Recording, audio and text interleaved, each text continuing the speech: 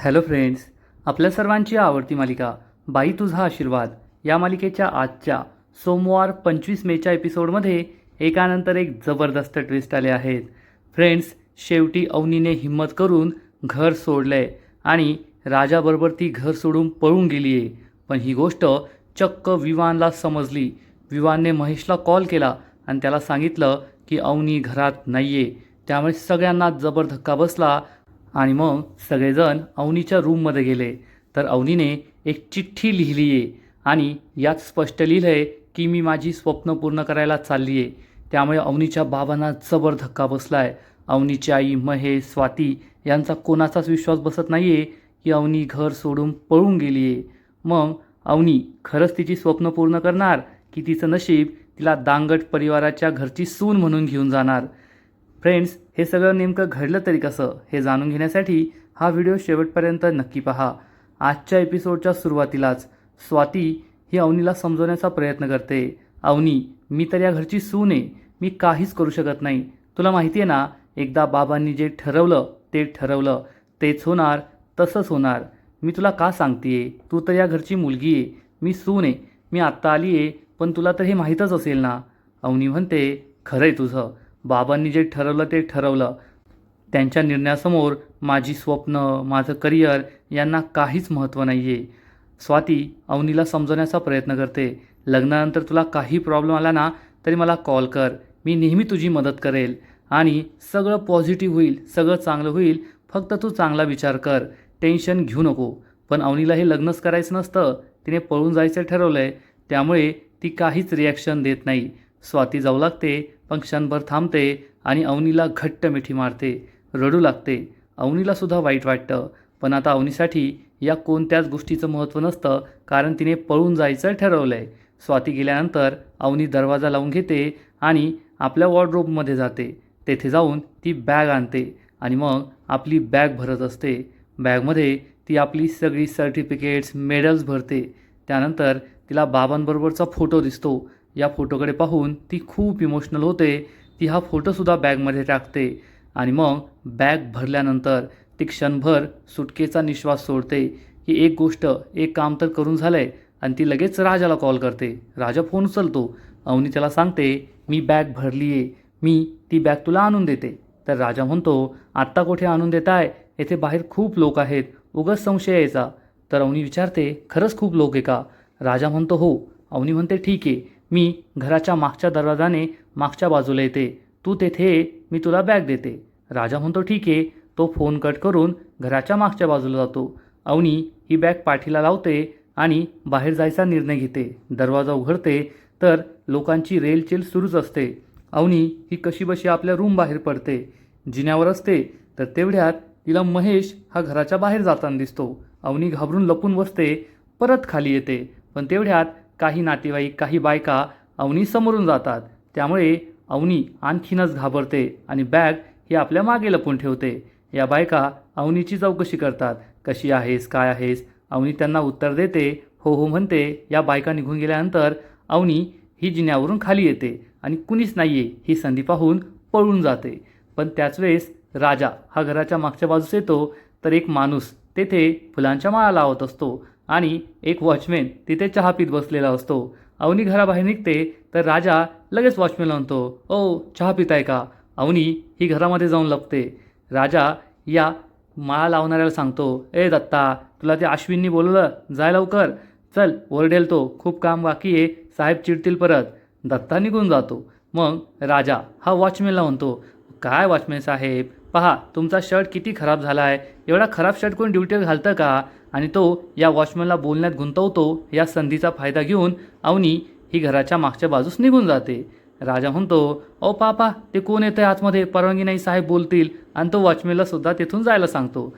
राजा हा घराच्या मागच्या बाजूला येतो तर अवनी ही तेथे उभीच असते. अवनी ही त्याच्याकडे बॅग देते आणि राजाला म्हणते, आता पुढे काय करायचं? तर राजा सांगतो, माझा सगळा प्लॅन तयार आहे, मी ना दुसरी गाडीसुद्धा पाहिली आहे, त्याच गाडीत तुमचं हे सगळं सामान ठेवायचं आहे. पण अवनी इतकी घाबरलेली असते की राजा काय बोलतोय हे सुद्धा तिला कळत नाही. राजा म्हणतो, तुमच्या गाडीत हे सामान मी ठेवणार नाही. अवनी विचारते, का? राजा म्हणतो, अहो तुमच्याच गाडीत सामान ठेवल्या कळणार नाही का? तुमच्या गाडीत आपण पळून जाणार आहे का? अवनी म्हणते, खरंय खरंय, आमच्या गाडीत नको, आमच्या गाडीत ट्रॅकरसुद्धा आहे, बाबा आपल्याला लगेच पकडतील. तू काय काम कर, एक आहे ना दुसरी गाडी आण, त्या गाडीत हे ठेव. राजा म्हणतो, मग मी काय दुसऱ्या भाषेत बोललो का? अवनी म्हणते, हो ना, तुला कळतच नाही, दुसरी गाडी घे. राजाला समजतं की अवनी भानावर नाही आहे, खूप घाबरल्यामुळे नर्वस झाली आहे. राजा म्हणतो, खरंय खरंय, मी ना दुसरीच गाडी करतो. राजा ही बॅग घेतो आणि म्हणतो, तुमचं आवडलं ना, मला रिंग द्या. अवनी ही लगेच बोटातील रिंग लपवते आणि म्हणते, रिंग कशाला हवी तुला? ए बाबा, सोनं बिनं नको, मी तुला ऑनलाईन पैसे ट्रान्सफर करते ना. तर राजा चिडून म्हणतो, अहो रिंग म्हणजे ही सोन्याची रिंग नाही, तर फोनची रिंग द्या. अवनी म्हणते, अरे हो हो, देते देते, माझं आवरून झालं ना की तुला लगेच फोनची रिंग देते. अवनी ही खूप घाबरलेली असते, टेन्शनमध्ये असते. राजा तिला म्हणतो, तुम्ही एवढं टेन्शन का घेताय? तुमचा विचार तर बदललेला नाही ना? अवनी म्हणते, नाही नाही, माझा विचार फायनल आहे, माझा विचार काही बदललेला नाही आहे. तुझा प्लॅन काय ते सांग. राजा म्हणतो, सगळं सांगूनच करायचं का, काही मनाने पण करायचं? अवनी चिडून म्हणते, नाही नाही, सांगावे लागेल मला, तुझा प्लॅन काय आहे. अवनी ही खूप झऱ्या मारते, अस्वस्थ असते आणि मग राजाला विचारते, राजा, मी हे जे काही करते ना ते चुकीचं तर करत नाही आहे ना? राजा सांगतो, तुम्ही ना एकदा ठरवा, अनेक विचार करा आणि एकदा का विचार झाला मग मला सांगा. असं म्हणून राजाला तेथे एक गोणी दिसते. तो ही गोणी खाली करतो. अवनी विचारते, काय करतोस हे? राजा या गोणीमध्ये अवनीची बॅग टाकतो आणि मग अवनी म्हणते, हा हा, तू काय कर, एक गोणी घे, त्या गोणीमध्ये बॅग टाक, म्हणजे कोणाला संशय येणार नाही. राजा म्हणतो, अरे वा मॅडम, काय आयडिया सुचतात ना तुम्हाला, मला तर काही कळतच नाही, काय सुचतच नाही. अवनी म्हणते, हो हो, तू असंच कर. आणि मग अवनी राजाला शेवटचा प्रश्न विचारते, राजा, मी हे जे करते ते चुकीचं करते का? माझ्या आईबाबांना खूप दुःख होईल, मी घर सोडून निघाल्यानंतर त्यांना वाईट वाटेल ना, पण मी करते ती योग्य की नाही? राजा अवनीला समजावून सांगतो, मॅडम, तुम्ही जे करताय ते अगदी योग्य आहे, कारण प्रत्येकाला स्वप्न पाहण्याचा अधिकार असतो आणि ती स्वप्न पूर्ण करण्याचा सुद्धा. आणि तुम्ही तुमची स्वप्न पूर्ण करताय, यात तुमचं काहीच चुकत नाही आहे. तुम्ही नक्की जे काही करताय ते योग्य करताय. आता जा. अवनी जात असते आणि म्हणते, लगेच माझ्या मागे मागे येऊ नको बरं का, उगाच कोणाला संशय यायचा. राजा म्हणतो, खरे खरे, मी मूर्ख आहे ना, मी लगेच तुमच्या मागे आलो असतो, बरं झालं तुम्ही मला सांगितलं. अवनी म्हणते, कळलं ना आता, मग आता येऊ नको. अवनी तेथून निघून जाते आणि राजा विचार करतो, देवी आई, खरंच त्यांना शक्ती दे, खूप घाबरली आहे पोरगी. आता घर सोडून जाणं काही सोपं नाही आहे, पण शेवटी बापावर गेली आहे हे सुद्धा सिद्ध करतेस, माझंच खरं, चंद्रकांत देशपांडेची पोरगी शोभते.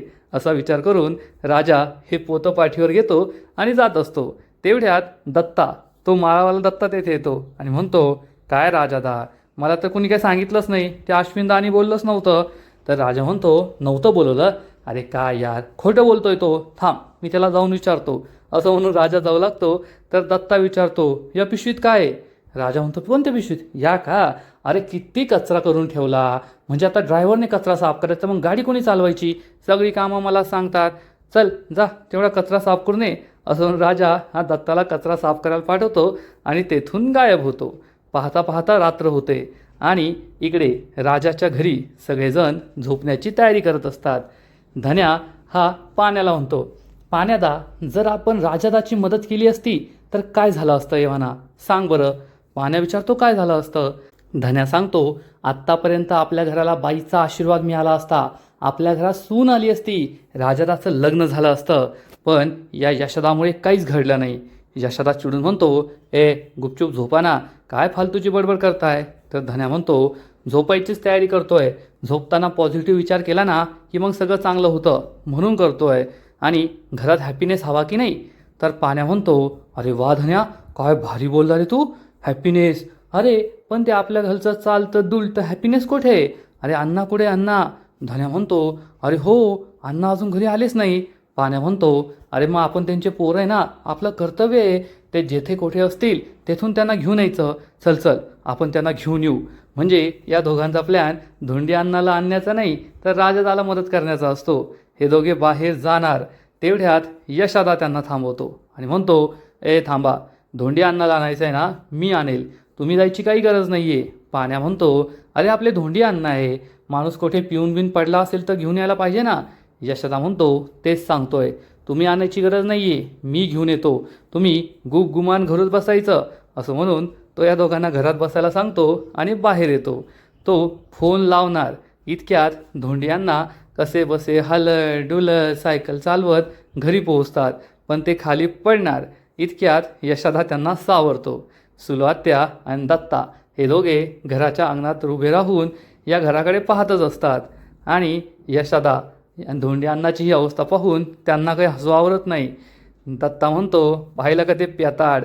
सुलवात्यासुद्धा हसत असते. आणि यशोदा हा धोंडियांनाला सावरण्याचा प्रयत्न करतो तर धोंडियांना म्हणतो, तू मिस्त्री ना रे, तुला तर माहिती आहे ना तो मनोरा झुकलेला मनोरा तो पडत नाही, मग मी कसं काय पडणार, मी सुद्धा झुकलेलो आहे. त्यांची ही बडबड ऐकून सुलवात्या जोरजोरात हसू लागते आणि म्हणते, पाहिलं का प्याताड धोंडियांना हे सगळं ऐकतात. आणि तेवढ्यात त्यांना ती कुदळ दिसते, जी कुदळ अनेक वर्षांपूर्वी या सुलवात्यानेच या दगडावर मारली होती आणि मग शपथ घेतली होती, शाप दिला होता की तुझ्या घराला कधीच बाईचा आशीर्वाद लाभणार नाही, कोणतीच बाई या घरचा उंबरठा ओलांडणार नाही. आणि हा या सुलूचा शाप आहे. आणि मग जोरजोरात बोंबा मारल्या होत्या. हे सगळं तिने ऐकलेलं असतं, केलेलं असतं. धोंडियांनाला हे आठवतं. सुलवात्याला समजतं की धोंडियांना या कुदळीकडे पाहतोय, त्याला श्रापाचं आठवतंय. आणि ती म्हणते, धोंड्या, तुला हा शाप मिळालाय, सख्ख्या बहिणीचा शाप. तुझा शाप खरा ठरणार, तुझ्या घराला कधीच बाईचा आशीर्वाद मिळणार नाही. धोंड्यांना चिडून म्हणतो, हड, माझ्या घरात सुना येणार, धूम धडाक्यात येणार. आणि ज्या दिवशी माझ्या घरात बाईचा आशीर्वाद येईल ना, त्या दिवशी मी सगळ्या घराला लाईटिंग करणार, ढोल लावणार आणि मग डान्स करणार. डान्सिंग लाईटिंग डान्सिंग असं म्हणून धोंडियांनाचा डान्स सुरू होतो. आणि सुलवात्या दत्ता हसू लागतात. सुलवात्या म्हणते, प्याताड, स्वप्न बघतोय, तुझं स्वप्न कधीच पूर्ण होणार नाही, या घराला बाईचा आशीर्वाद कधीच मिळणार नाही. धोंड्यांना खूप चिडतो आणि म्हणतो, थांब रे, आता या सुलेचे मी दातच तोडतो. सुलवात्या खूप चिडते, पुढे येते आणि म्हणते, दात तोड माझे दात. अरे तुला नीट उभा राहते तर अरे प्याताड, आणि माझे दात तोडतोय. धोंडियांना खूप चिडतो आणि म्हणतो, सोड, आज आहे ना हिचा हिशेबच लावून ठेवतो मी. या दोघांमध्ये चांगलीच बाचाबाची रंगते. आणि दत्ता म्हणतो, आमचा हिस्सा देऊन टाक, मग तुला जायचं तेथे जा. तर धन्या म्हणतो, काय हिस्सा रे, कसला हिस्सा, तुझ्या हिस्साच्या अण्णा पाठवू का तिकडं. दत्ता चांगलाच घाबरतो. आणि धोंडियांना म्हणतो, माझ्या घरात सुना येणार आणि मग मी लाईटिंग डान्सिंग करणार. हे दोघे असू लागतात आणि म्हणतात, येडं झालं येडं, याला आहे ना येड्याची स्पिता ठेवून या, तुमच्या घराला बाईचा आशीर्वाद कधीच मिळणार नाही. मी पाहते तुमच्या घरात कोण बाई येते ते. असं म्हणून हे दोघे हसत असतात. आणि इकडे यांच्या घरात जी बाई येणार आहे ती बाई म्हणजे अवनी. ही स्वतःच्या घरातून बाहेर पडत असते. तर तिने बॅग तर आधीच दिली आहे, आता पहाट झालेली असते आणि ती मस्त तयार होऊन रेडी होऊन आपल्या रूमच्या बाहेर येते. रात्र असल्यामुळे कुणीही नसतं, तरीही अवनी हळूहळू येत असते. दरवाजा उघडून ती घराबाहेर जाणार एवढ्यात तिला असं वाटतं की शेवटच्या वेळेस एकदा आईवडिलांना पाहावं, म्हणून अवनी ही तिच्या आईबाबांच्या रूम बाहेर येते. तेथे एक खिडकी असते आणि या खिडकीतून ती आपल्या आईबाबांकडे पाहते. तर अवनीचे आईबाबा हे गाढ झोपलेले असतात. त्यांच्याकडे पाहून अवनी खूप इमोशनल होते आणि तिला आठवतं की बाबांनी माझ्यावर आजपर्यंत किती प्रेम केलं आहे, माझी प्रत्येक इच्छा पूर्ण केली आहे. त्यांनी मला अनेक वेळेस सांगितलं आहे की या घरात मी तुझ्यावर सगळ्यात जास्त प्रेम केलं. आणि मग त्याच बाबांनी मी जेव्हा विमानला सायको म्हटले, माझ्या करिअरबद्दल सांगितलं, तेव्हा माझ्या थोबाडीत मारली होती. हे सगळं आठवून अवनी खूप दुःखी होते. अवनी त्यांना नमस्कार करते. आईबाबा झोपलेच असतात. आणि मग अवनी ही जिन्यावरून खाली उतरते आणि दरवाजाबाहेर जाणार इतक्यात काका तेथे येतात आणि विचारतात, अवनी, एवढ्या सकाळी सकाळी काय करतेयस. अवनीला खूप टेन्शन येतं. अवनी त्यांच्याजवळ जाते आणि विचारते, काका माझं सोडा, तुम्ही एवढ्या सकाळी का करताय. तर हे काका सांगतात, अगं मॉर्निंग वॉक, सकाळी सकाळी ना फ्रेश ऑक्सिजन असतो आणि तो घेतला ना मग दिवस कसा चांगला जातो. आणि अवनी, तू आता कॅनडाला जाणार आहे ना, तर तेथेसुद्धा तू पळायला सुरुवात कर. अवनी म्हणते, मी आणि पळायला, ठीक आहे, तशी पण मी आता पळूनच जाणार आहे. काका विचारतात, काय. अवनी म्हणते, म्हणजे मी तसे आता पळतच जाणार आहे, मी उद्यापासून सुरुवात करते. काका म्हणतात, गुड. अवनी म्हणते, काका तुम्ही जा, नाहीतर तुमचा ऑक्सिजन संपून जाईल. काका हसू लागतात आणि म्हणतात, हो तो तर नाही संपला पाहिजे. आणि काका मॉर्निंग वॉकला निघून जातात आणि अवनी ही दाराबाहेर जाणार. इतक्यात स्वाती येते रूम बाहेर. अवनी ही जिन्याजवळ लपून बसते. स्वाती खूप घाबरलेली असते. डायनिंग टेबलजवळ येते आणि ग्लास भरून पाणी पिते. त्यानंतर स्वाती ही गणपती बाप्पांसमोर जाते आणि बाप्पांना प्रार्थना करते की बाप्पा, मला अवनीची खूप काळजी वाटते. अवनीला हे सगळं सहन करण्याची शक्ती द्या आणि तिला सुखी ठेवा. हे सगळं ऐकून अवनी खूप इमोशनल होते आणि जागेवर उभी राहते, कारण स्वातीला एकदा शेवटचं भेटावं अशी तिची इच्छा असते. स्वाती मागे वळून पाहते तर अवनी तिला दिसते. ती विचारते, अवनी तू येथे काय करतीयेस? तर अवनी सांगते, काही नाही, तू येथे काय करतीयेस? तर स्वाती सांगते, अगं मला खूप वाईट स्वप्न पडलं. मला असं स्वप्न पडलं की तू इकडे तिकडे धावतीये. बाबा, महेश, आई खूप दुःखी आहेत. आई तर खूप रडताय. मी अचानक दचकून जागी झाले ना, म्हणून पाणी प्यायला आले होते. अवनी म्हणते, असं आहे का? ठीक आहे. तर स्वाती विचारते, तू एवढे सकाळी का तयार झाली आहेस? तर अवनी सांगते, काही नाही, असंच लवकर उठले, मग वाटलं काय करावं, तर तयार झाले. तर स्वाती म्हणते, अगं पण फंक्शनला अजून खूप वेळ आहे, एवढ्या लवकर उगाच तयार होऊन बसली. तर अवनी म्हणते, तूच तर काल म्हणाली होतीस ना की आपण सकाळी सकाळी मंदिरात जाऊया. स्वाती म्हणते, अरे हो, मी तर विसरलेच. तू थांब, तुझ्या रूममध्ये जाऊन आराम कर, मी आत्ता तयार होऊन येते. अवनी म्हणते, ठीक आहे.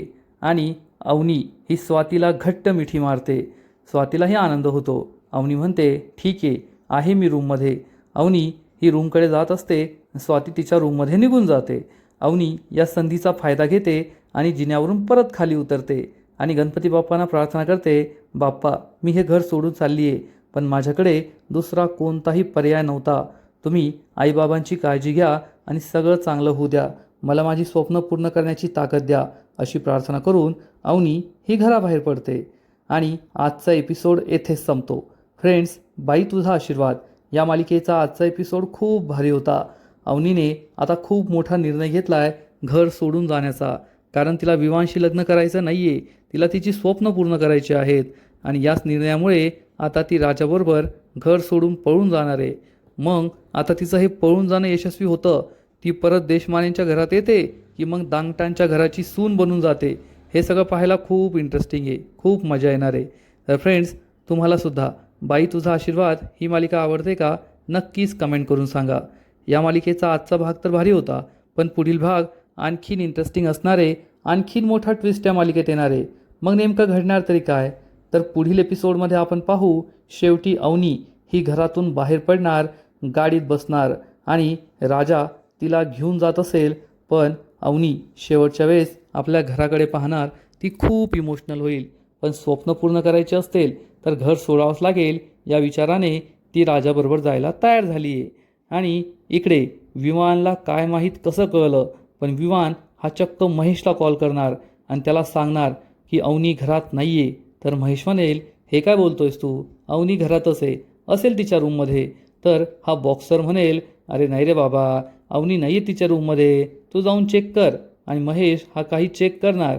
इतक्यात अवनीचे बाबा तेथे येतात आणि महेश त्यांना सांगतो, बाबा, आता विवानचा कॉल आला होता आणि तो सांगत होता की अवनी घरात नाही आहे. हे ऐकून आईबाबांना सुद्धा जबर धक्का बसेल.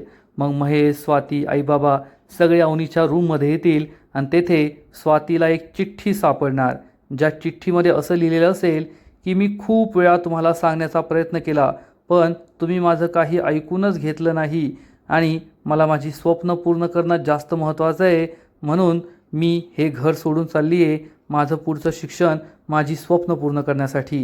हे पत्र ऐकून चंद्रकांत, अवनीची आई यांना जबर धक्का बसेल. चंद्रकांत खूप इमोशनल होईल आणि म्हणेल, गेली का ती? शेवटी गेलीच. मला वाटलंच होतं ती हे घर सोडून जाईल आणि तिने तसंच केलं. म्हणजे बाबांच्या मनातसुद्धा कुठेतरी काळजी होती की आपण अवनीच्या मनाविरुद्ध तिचं लग्न लावून देतोय. तिला तुझं शिक्षण, तिची स्वप्न पूर्ण करायची आहे. ती नक्कीच घर सोडून पळून जाऊ शकते आणि त्यांची ही भीती खरी ठरली आहे आणि अवनी हे घर सोडून पळून गेली आहे. मग आता बाबांची काय अवस्था होईल? खरंच कोणत्याही बापासाठी त्याच्या मुलीने असं लग्नाच्या आधी घर सोडून पळून जाणं म्हणजे आयुष्यातलं सगळ्यात मोठं दुःख असतं.